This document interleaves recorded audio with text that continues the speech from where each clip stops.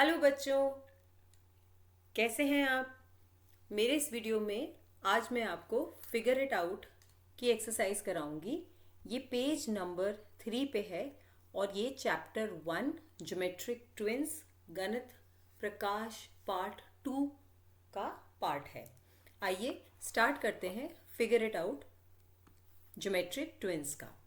जैसे मैंने अपने पहले वीडियो में बताया था कि हमें फिगर्स कॉन्ग्रुएंट करने के लिए दो चीज़ों का ध्यान रखना पड़ता है कि वो सेम शेप की हो और सेम साइज की हो। शेप मिलती है एंगल्स से। अगर उसमें एंगल बनाने का स्कोप हो, आप सर्कल्स के अंदर नहीं बना सकते एंगल्स। और सेम साइज मिलता है लेंथ से। तो अब यही कॉन्सेप्ट हम इस फिगर इट आउट में लगाते हैं। जैसे पहला क्वेश्चन है, check if the two figures are congruent. आप कैसे पता लगाएंगे कि ये दो फिगर्स, उसने ये नहीं कहा check two angles are congruent. क्यों नहीं कहा बच्चों एंगल्स? क्योंकि एंगल्स में लगते हैं एरो, क्योंकि ये आर्म्स इनडेफिनेट बढ़ाई जा सकती हैं। इसीलिए उसने कहा check two figures are congruent. Angle जैसे दिख रहे हैं, यूज भी प्रोट्रैक्टर करेंगे इसको निकालने के लिए, लेकिन एंगल वर्ड नहीं यूज कर सकते। Check if the two figures are congruent. अगर मैं यहाँ पे प्रोट्रैक्टर का इस्तेमाल करूँ, जो आपके ज्योमेट्री बॉक्स का पार्ट है, तो आप देखेंगे कि ये एंगल आपका 90 डिग्री आ रहा है। और ये एंगल, क्योंकि एक आर्म दूसरे एंगल के नज़दीक आ रहा है, तो ये एक्यूट एंगल बन रहा है। सामने काफ़ी विजिबल है, इसमें ज़्यादा एक्सप्लेनेशन की ज़रूरत ही नहीं। ये एंगल छोटा है, ये 90 डिग्री एक्यूट एंगल से बड़ा है।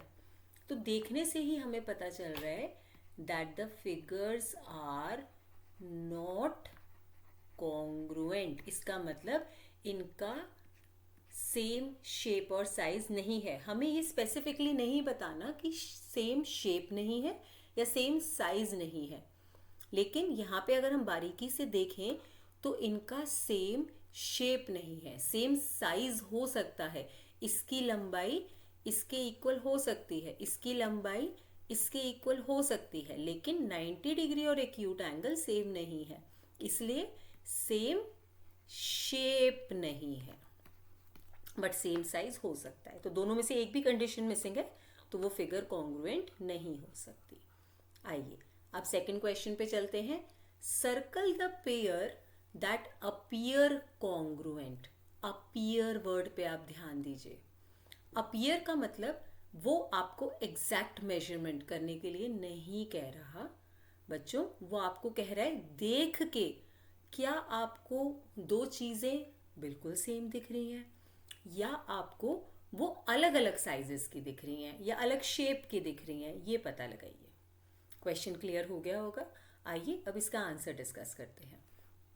ये बनी है दो ड्रॉप्स ऑफ वाटर। इसको हम जैसे ड्रॉप होता है उसको थोड़ा बड़ा कर लिया तो वैसी सी शेप लग रही है।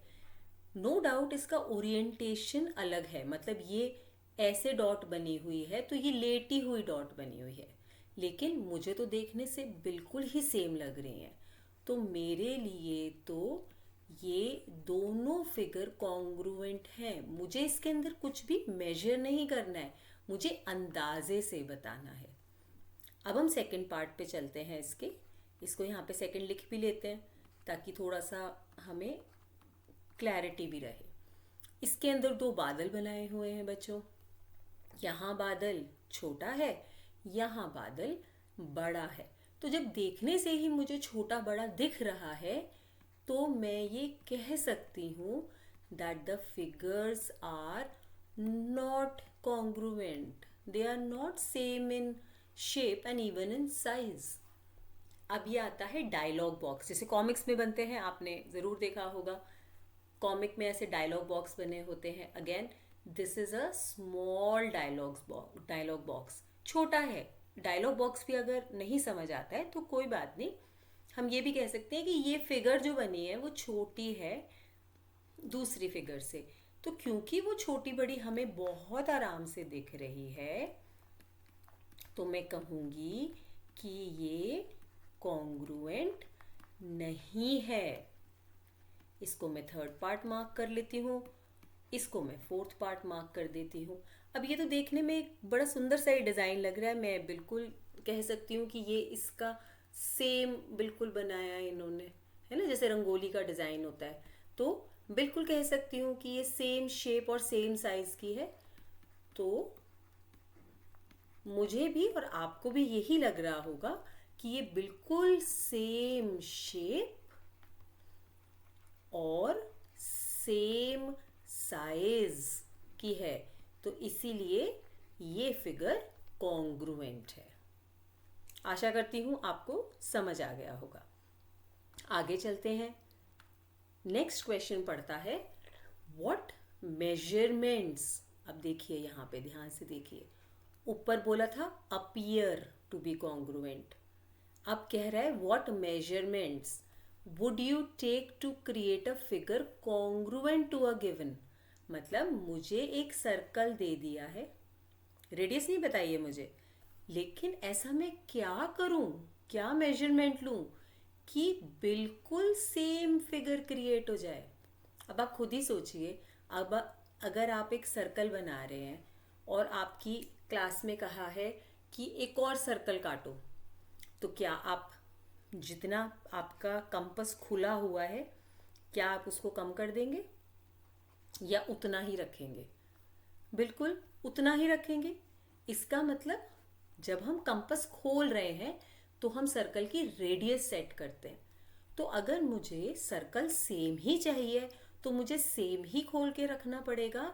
इसका मतलब I have to draw another circle, मुझे एक और सर्कल बनाना पड़ेगा विथ सेम रेडियस, क्योंकि सर्कल बनाने के लिए मुझे रेडियस की ज़रूरत पड़ती है और किसी चीज़ की नहीं ज़रूरत पड़ती।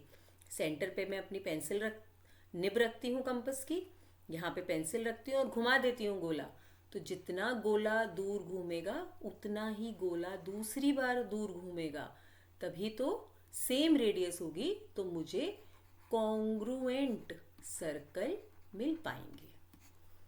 अब हम चलते हैं इसके सेकंड क्वेश्चन पे, जो कि है टू ड्रॉ अ रेक्टेंगल। अब आप सोचिए, अगर आपको एक रेक्टेंगल दिया है तो उसमें आप किन चीज़ों का ध्यान रखेंगे कि लेंथ और ब्रेथ कितनी है। और ऑब्वियसली ये तो 90 डिग्री होगा ही, क्योंकि अगर मुझे रेक्टेंगल काटना है तो चारों कोनों में 90 डिग्री होना ज़रूरी है। उसके बाद हम ये देखेंगे कि अगर इसकी लेंथ 5 सेंटीमीटर है, इसकी मान लीजिए 2 सेंटीमीटर है और मुझे सेम ही रेक्टेंगल काटना है, तो मैं क्या करूँगी, लेंथ और ब्रेथ जितनी पहले वाले की है उतनी ही रखूँगी। That means I should cut one more rectangle with length 5 and breadth 2। तो अगर इस क्वेश्चन का मैं आंसर देना चाहूँ, what measurements would you take to create a figure, तो इसका आएगा it should have the same length and breadth as of the previous one, as of the previous one, जितना पिछले वाले का है। तो ये समझ आ गया। अब आगे चलते हैं। Using this state how would you check if two circles are congruent. अब वो कह रहा है ऊपर की ही समझ यूज करते हुए आप बताइए कि दो सर्कल कब कॉन्ग्रुएंट होंगे। सोचिए बच्चों, कब कॉन्ग्रुएंट हो सकते हैं। सर्कल में क्या चाहिए हमें बनाने के लिए, रेडियस। तो कब सर्कल्स कॉन्ग्रुएंट होंगे, जब उनकी सेम रेडियाई होगी। रेडियाई होता है रेडियस का प्लूरल, सिंगुलर प्लूरल करते हैं तो सिंगुलर होगा रेडियस, प्लूरल होगा radii. And when will the two rectangles be congruent? If they have same length and same breadth। चलिए यहाँ तक समझ आ गया। अब चलते हैं नेक्स्ट क्वेश्चन पे। How would you check if the two figures like the one above are congruent और नॉट? नॉट नहीं लिखा उसमें, कोई बात नहीं। इसके अंदर हमें डी की ज़रूरत पड़ेगी, प्रोट्रैक्टर की। तो जब आप प्रोट्रैक्टर यूज़ करेंगे और अपनी कॉपी पे लगा के देखेंगे तो आपको इन सब की डिग्री निकालनी है एक तरफ से। अगर आपने राइट वाला साइड चूज़ करा है तो यहाँ पे भी आप राइट वाला साइड ही चूज़ करेंगे। और जब आप देखेंगे, मैंने भी निकाल के देखा है, तो कुछों की डिग्री तो 80 आएगी और हो सकता है किसी की 90 भी आ जाए। तो जब आप इसको लगा के देखेंगे और मेजर करेंगे तो आप मुझे बताइए कमेंट सेक्शन में कि इस डायग्राम को इनमें से कौन सा फिगर कॉन्ग्रुएंट है। एक से ज़्यादा भी हो सकते हैं, there can be figure more than one. जैसे आप इसका डिग्री निकालेंगे प्रोट्रैक्टर रख के, प्रोट्रैक्टर का नीचे वाला पार्ट जो सेंटर होता है वो यहाँ रखिए, यहाँ पे पूरा एंगल्स बने होते हैं।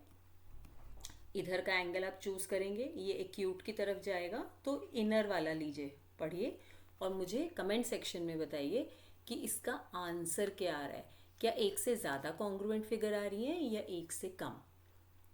ठीक है बच्चों, अगर आपको वीडियो पसंद आया हो तो इसको लाइक, शेयर और सब्सक्राइब करें। मैं अपने नेक्स्ट वीडियो में आपको नया टॉपिक पढ़ाऊंगी जो है कॉन्ग्रुएंसी ऑफ ट्रायंगल, जिसपे आगे की सारी एक्सरसाइज बेस्ड हैं। और अगर आपको इस वीडियो से रिलेटेड कोई भी क्वेश्चन या कोई भी क्वेरी हो तो वो आप कमेंट सेक्शन में पोस्ट कीजिए, मैं आंसर ज़रूर करूँगी। Thank you.